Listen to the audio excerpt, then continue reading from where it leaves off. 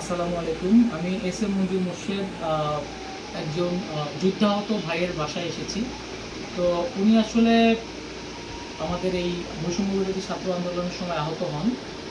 তো এখন যেটা একটা সমস্যা হয়ে গেছে, সমস্যাটা হচ্ছে উনি যখন আহত হন, ওনার নাম হচ্ছে শোয়েব। কিন্তু উনি হচ্ছে যখন আহত হন তখন তো ওনার পায়ে গুলি লাগে, গুলি লাগার কারণে উনি এক প্রকার কি সেন্সলেসের মতো অবস্থা থাকে। তো এই অবস্থায় ওনার নাম একদিন জিজ্ঞেস করা, তো উনি হয়তো শোয়েবই বলেছেন, কিন্তু যেই ভদ্রলোক লিখেছেন তিনি তিনি লিখেছেন সোহেল।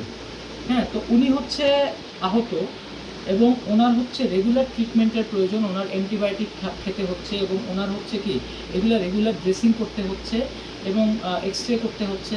তো উনি আসলে কোনো ফ্রি চিকিৎসা পাচ্ছেন না। উনি ঢাকার যে নিটোর বা পঙ্গু হাসপাতাল বলে আমরা যেটাকে চিনি, সেই পঙ্গু হসপিটালে উনি চিকিৎসা করাচ্ছেন, কিন্তু ওনার এই যে ড্রেসিং ব্যান্ডেজ থেকে শুরু করে ওনার মেডিসিন পর্যন্ত উনি কোনো কিছুই হচ্ছে ফ্রি পাচ্ছেন না। তো এই ব্যাপারটা আসলে আমি বর্তমানে এই মানে আহতদেরকে পুনর্বাসন বা আহতদেরকে সাপোর্ট দেওয়ার যারা দায়িত্বপ্রাপ্ত বা যারা কমিটিতে আছেন, আমি সবার কাছে তাদের দৃষ্টি আকর্ষণ করছি যে আপনারা আসলে এই ব্যাপারটাকে একটু কনসিডার করবেন। এবং উনি আসলে আমাদের জানা মতো উনি কি একজন যুদ্ধাহত, কিন্তু উনি ওনার যে প্রপার সাক্ষ্য প্রমাণ এর অভাবে উনি হয়তোবা প্রপার চিকিৎসাটা পাচ্ছেন না। কিন্তু কথা হচ্ছে এখন এটা আসলে খুব দ্রুত ভেরিফাই করা দরকার এবং সেই সাথে ওনাকে স্বীকৃতি দেওয়া দরকার এবং স্বীকৃতির পরে উনি যাতে ফ্রি চিকিৎসা এবং যদি অন্য কোনো আর্থিক অনুদানও পাওয়া যায়, কারণ ওনার ফ্যামিলির অবস্থাও মানে ফ্যামিলি ওইভাবে তাদের দৈনন্দিন ভরণ পোষণ চালাতেও বেশ হিমশিম খাচ্ছেন।